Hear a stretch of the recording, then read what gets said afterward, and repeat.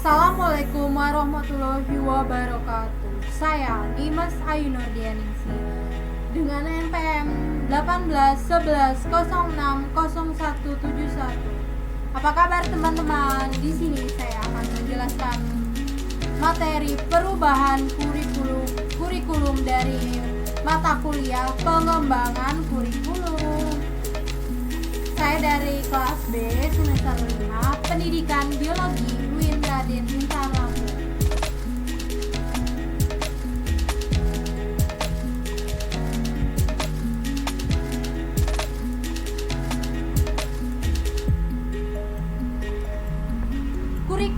Kurikulum adalah perangkat mata pelajaran yang diajarkan pada lembaga pendidikan. Suatu kurikulum disebut mengalami perubahan apabila terdapat adanya perbedaan dalam satu atau lebih komponen kurikulum antara dua periode tertentu.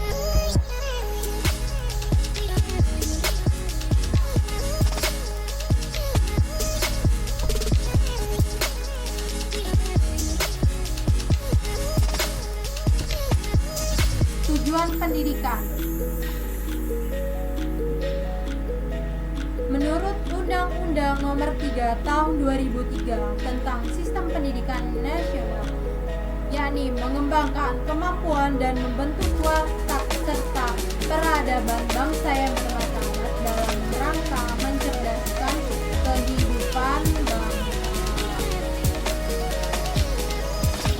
Undang-Undang Nomor 3 Tahun 2003 ini berisi pendidikan nasional berfungsi mengembangkan kemampuan dan membentuk watak serta peradaban bangsa yang bermartabat dalam rangka mencerdaskan kehidupan bangsa, bertujuan untuk berkembangnya potensi peserta didik agar menjadi manusia yang beriman dan bertakwa kepada Tuhan Yang Maha Esa, berakhlak mulia, sehat, berilmu, cakap, kreatif, mandiri, dan menjadi warga negara yang demokratis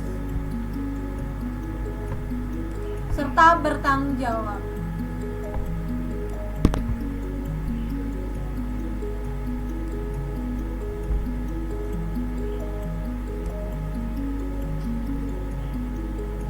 Kemudian ada materi pembelajaran. Jadi materi pembelajaran itu dalam prakteknya untuk menentukan materi pembelajaran perlu memperhatikan hal-hal berikut ini. Yang pertama itu sahih atau valid, dalam arti materi yang dituangkan dalam pembelajaran benar-benar telah teruji kebenaran dan kesahihannya. Kemudian ada yang kedua, ada tingkat kepentingan. Materi yang dipilih benar-benar diperlukan peserta didik. Yang ketiga ada kebermaknaan, yaitu materi yang dipilih dapat memberikan manfaat akademis maupun non-akademis. Manfaat akademis sendiri itu ada memberikan dasar-dasar pengetahuan dan keterampilan yang akan dikembangkan lebih lanjut pada jenjang pendidikan lebih lanjut. Sedangkan manfaat non-akademis dapat mengembangkan kecakapan hidup dan sikap yang dibutuhkan dalam kehidupan sehari-hari. Yang keempat ada layak dipelajari. Materi memungkinkan untuk dipelajari baik dari aspek tingkat kesulitannya atau tidak terlalu mudah dan tidak terlalu sulit, maupun aspek layakannya terhadap pemanfaatan materi dan kondisi setempat. Yang kelima ada menarik minat. Materi yang dipilih hendaknya menarik minat dan dapat memotivasi peserta didik untuk mempelajari lebih lanjut, menumbuhkan rasa ingin tahu, sehingga memunculkan dorongan untuk mengembangkan sendiri kemampuan mereka.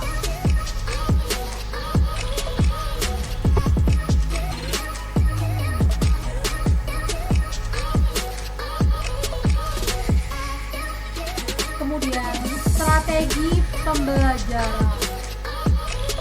Strategi pembelajaran ini diubah mengikuti perkembangan yang berlaku dengan tidak melupakan pandangan dan ideologi yang berlaku. Terjadinya perubahan ini ada 3. Yang pertama ada fase inisiasi, yaitu taraf permulaan. Perubahan itu dilancarkan dengan menjelaskan sifatnya, tujuan, dan luas perubahan yang ingin dicapai. Yang kedua ada fase legitimasi, saatnya orang menerima ini. Yang ketiga ada fase kongruensi, saat orang mengadopsinya, menyamakan pendapat sehingga selaras dengan pikiran para pencetus sehingga tidak terdapat perbedaan nilai lagi antara penerima dan pencetus perubahan.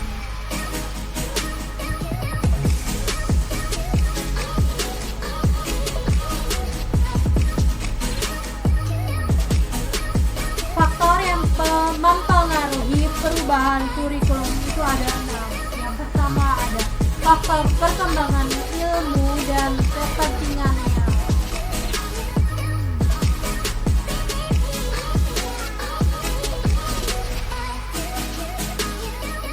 Yang kedua itu ada kehendak masyarakat. Yang ketiga ada faktor politik.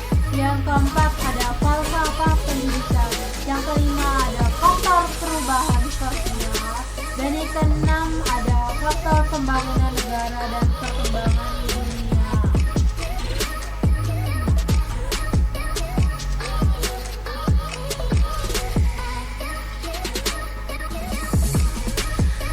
Latar belakang terjadinya pertumbuhan kurikulum ini ada 5. Yang pertama ada pertumbuhan yang pesat dari penduduk dunia. Yang kedua, perkembangan ilmu pengetahuan dan teknologi yang pesat sekali di satu pihak. Yang ketiga, bebasnya sejumlah wilayah tertentu di dunia ini dari kekuasaan kaum kolonialis. Yang keempat, eksplosi ilmu pengetahuan. Yang kelima, tekanan sosial seperti peperangan.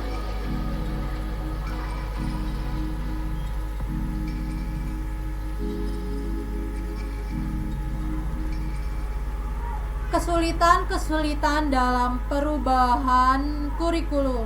Yang pertama, sekolah sukar menerima pembaharuan. Yang kedua, guru-guru lebih senang mengikuti jejak-jejak yang lama secara rutin. Yang ketiga, guru tidak mendapat kesempatan atau wewenang untuk mengadakan perubahan karena peraturan administrasi.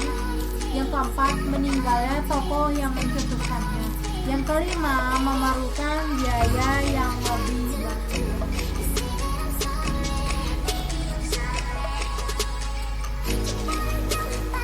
Strategi kepemimpinan dalam perubahan kurikulum. Yang pertama itu mengubah seluruh sistem pendidikan oleh pusat, yakni Depdikbud,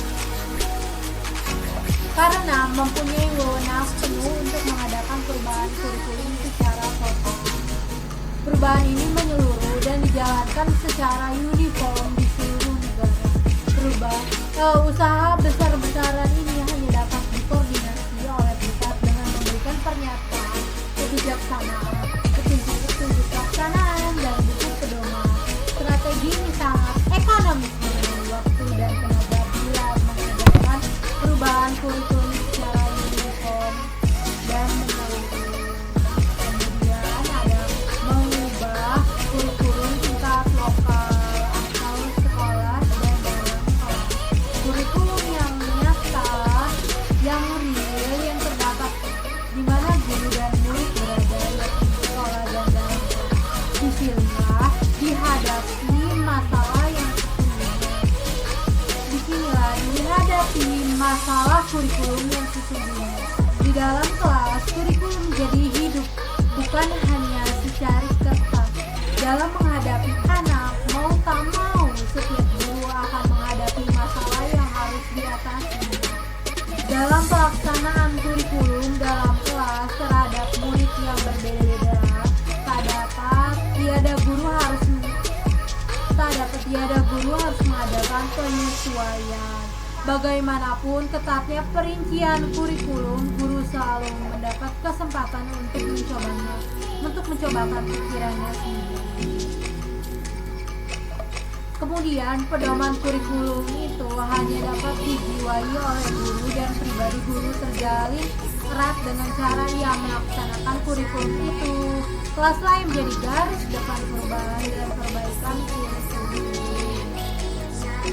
Kemudian ada memberikan pendidikan in service dan pengembangan staffnya. Dianggap bahwa kurikulum seolah akan mengalami perbaikan jika mutu ditingkatkan. In service training dianggap lebih formal dengan rencana yang lebih ketat dan diselenggarakan atas instruksi pihak atasan. Pengembangan staff atau staff development lebih tak formal, lebih bebas disesuaikan dengan kebutuhan guru. Guru misalnya dapat disuruh mengobservasi dan menilai dirinya mengajar yang telah di videotape.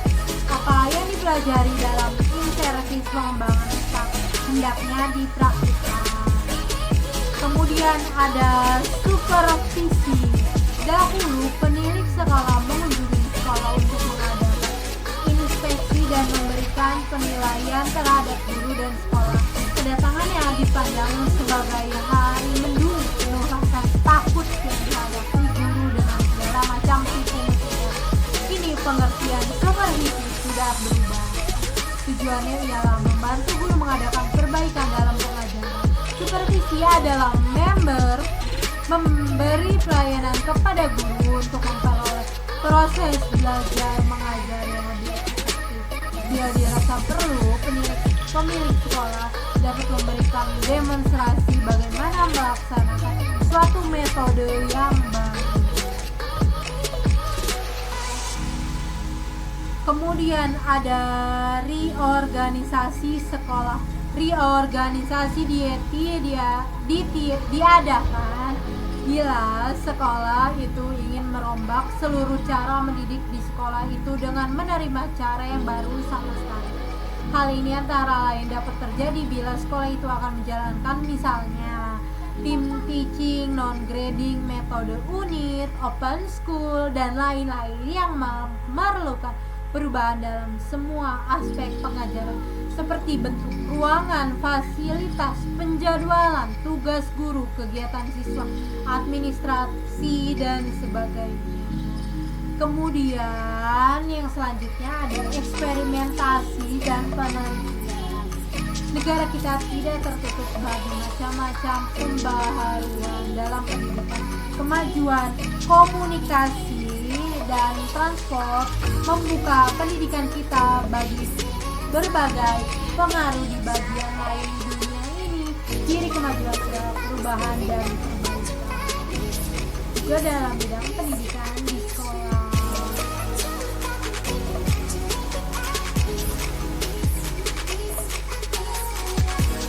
Kemudian proses perbaikan kurikulum. Proses perbaikan kurikulum ini terutama tergantung pada guru. Ialah yang menentukan apa yang sesungguhnya terjadi dalam kelasnya. Dalam posisi itu boleh dikatakan ialah pengembang kurikulum dan ada tidaknya perbaikan pengajaran dalam kelasnya bergantung pada ada tidaknya usaha guru.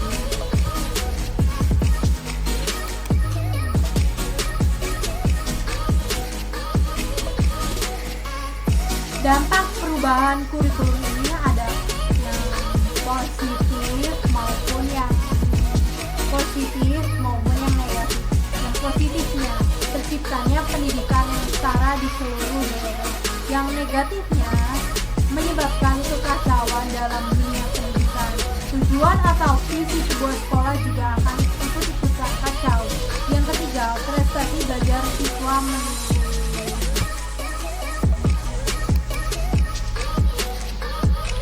Nah, kita masuk ke perubahan kurikulum di Indonesia.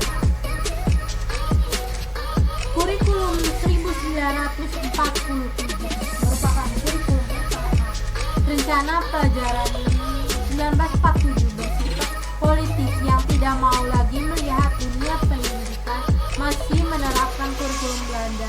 Asas pendidikan ditetapkan Pancasila.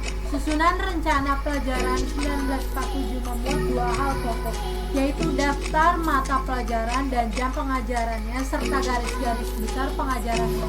Kemudian lebih mengutamakan pendidikan watak, kesadaran bernegara dan bermasyarakat daripada pendidikan pikiran.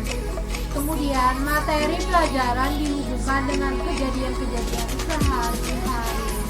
Perhatian terhadap kesenian dan pendidikan jasmani. Pada perkembangannya, rencana pelajaran lebih dirinci lagi. Setiap pelajarannya yang dikenal dengan istilah rencana pelajaran terurai 1952 atau silabus mata pelajarannya jelas sekali seorang guru mengajar satu mata pelajaran.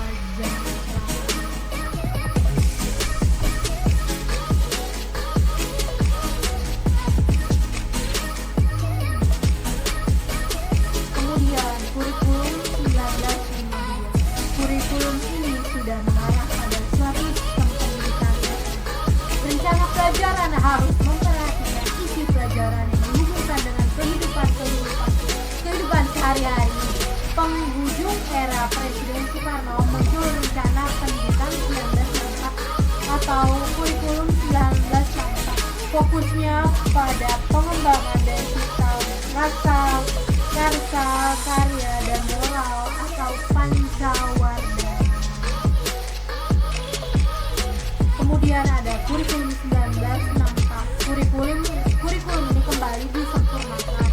Kali ini diberi nama Rencana Pendidikan 1964. Pokok-pokok pikiran kurikulum 1964 adalah bahwa pemerintah mempunyai keinginan agar rakyat mendapat pengetahuan akademik untuk pembekalan pada jenjang SD, sehingga pembelajaran dipusatkan pada program Pancawardana. Mata pelajaran diklasifikasikan dalam 5 kelompok bidang studi. Ada moral, kecerdasan, emosional atau artistik, dan keprigelan atau keterampilan dan jasmani. Pendidikan dasar lebih menekankan pada pengetahuan dan kegiatan fungsional praktis. Kemudian kurikulum 1968. Kurikulum ini merupakan pembaharuan dari kurikulum yang tadi 1964. Dilakukannya perubahan struktur kurikulum pendidikan dari Pancawardana menjadi pembinaan jiwa Pancasila, pengetahuan dasar dan kecakapan khusus. Kurikulum 1968 ini merupakan perwujudan dari perubahan orientasi pada pelaksanaan Undang-Undang Dasar 1945 secara murni dan konsekuen. Isi pendidikan diarahkan pada kegiatan mempertinggi kecerdasan dan keterampilan serta mengembangkan fisik yang sehat dan kuat. Kurikulum 1974. Kurikulum 1974 menekankan pada tujuan agar pendidikan lebih efisien dan efektif.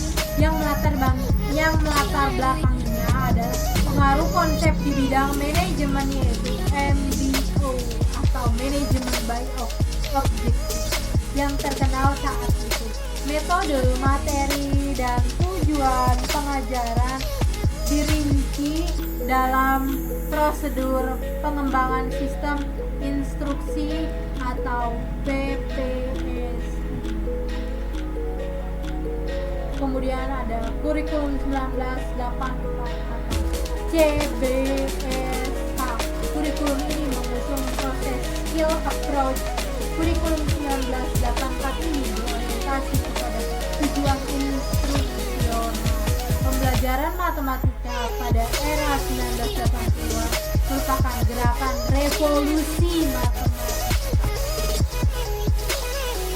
Kemudian kurikulum 1994 ini dibuat sebagai penyempurnaan kurikulum 1984 dan dilaksanakan sesuai dengan Undang-Undang Nomor 2 Tahun 1989 tentang Sistem Pendidikan Nasional.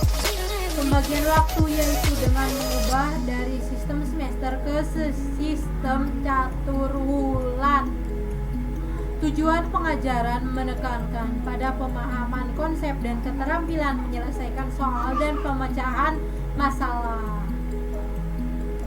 Kemudian kurikulum 2004 atau KBK, pendidikan berbasis kompetensi, menitik beratkan pada pengembangan kemampuan untuk melakukan kompetensi atau tugas-tugas. Tujuan pendidikan mengacu pada upaya penyiapan individu yang mampu melakukan perangkat kompetensi yang telah ditentukan.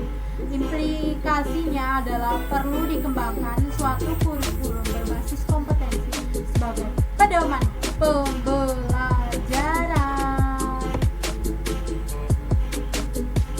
Kemudian ada kurikulum 2006 atau KTP, kurikulum tingkat satuan pendidikan. Pengembangannya, guru lebih diberikan kebebasan untuk merencanakan pembelajaran sesuai dengan lingkungan dan kondisi siswa serta kondisi sekolah berbeda.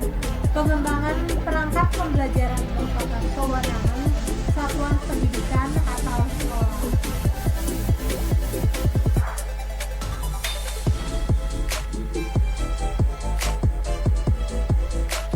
Kemudian ada kurikulum 2013.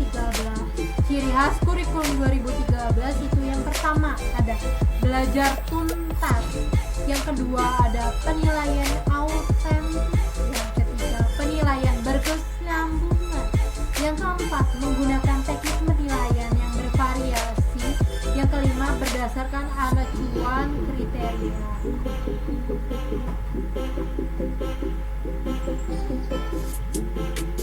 Nah, belajar tuntas ini apa? Yaitu peserta didik tidak diperkenankan mengerjakan pekerjaan berikutnya sebelum mampu menyelesaikan pekerjaan dengan prosedur yang benar. Jadi harus menyelesaikan yang satu dulu, baru nanti yang lainnya kalau udah selesai. Terus penilaian autentik itu dikelompokkan menjadi memandang penilaian dan pembelajaran merupakan hal yang saling berkaitan. Kemudian mencerminkan masalah di dunia nyata, bukan dunia sekolah. Menggunakan berbagai cara dan kriteria penilaian. Kemudian yang terakhir holistik atau kompetensi itu merefleksikan pengetahuan, keterampilan, dan sikap. Kemudian ada penilaian berkesinambungan, itu secara terus menerus dan berkesinambungan selama pembelajaran berlangsung untuk mendapatkan gambaran utuh mengenai perkembangan hasil belajar peserta didik, memantau proses kemajuan dan perbaikan hasil terus menerus dalam bentuk penilaian, proses dan berbagai jenis ulangan secara berkelanjutan. Yang keempat itu menggunakan teknik penilaian yang bervariasi. Maksudnya itu kayak ada yang tulis, lisan, produk, portofolio untuk kerja, proyek, pengamatan, dan penilaian diri. Yang kelima itu berdasarkan acuan kriteria. Penilaian berdasarkan acuan kriteria ini maksudnya penilaian harus didasarkan pada ukuran pencapaian kompetensi yang ditetapkan. Kemampuan peserta didik tidak dibandingkan terhadap kelompoknya, tetapi dibandingkan terhadap kriteria yang ditetapkan. Misalnya ketuntasan belajar minimal atau KKM. Terdapat perubahan yang terjadi antara kurikulum 2013 dengan kurikulum sebelumnya. Yang pertama terkait dengan penataan sistem perbukuan. Kemudian penataan yang pertama ini kan ada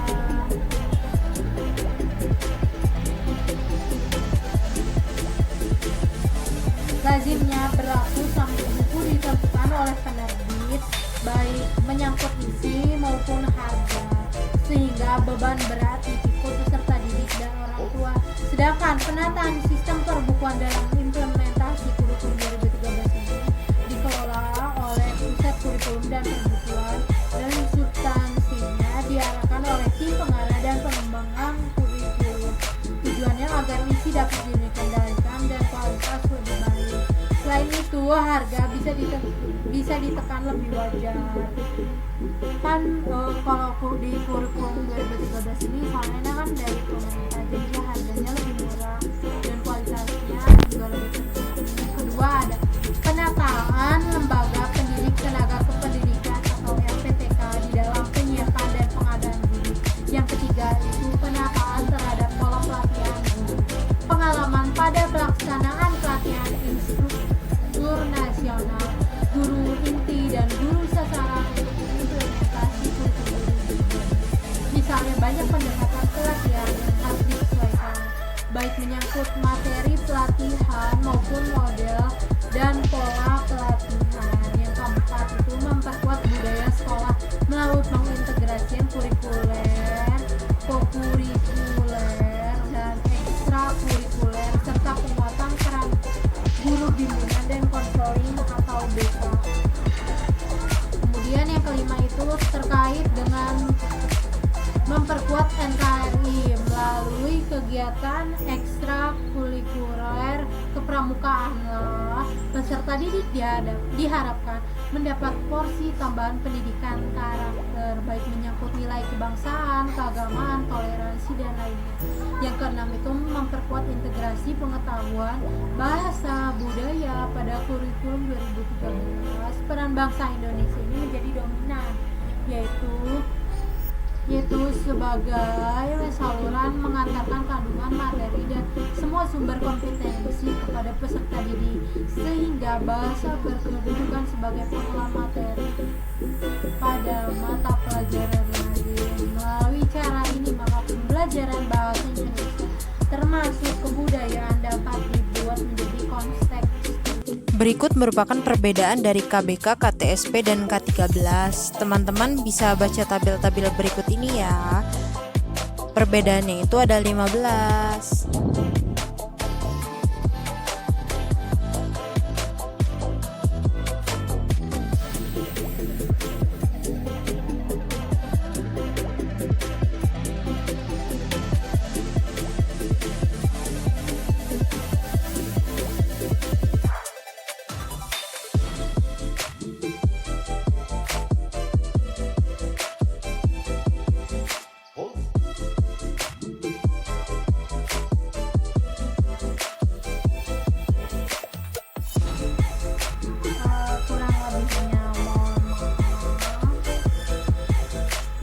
Atas perhatiannya.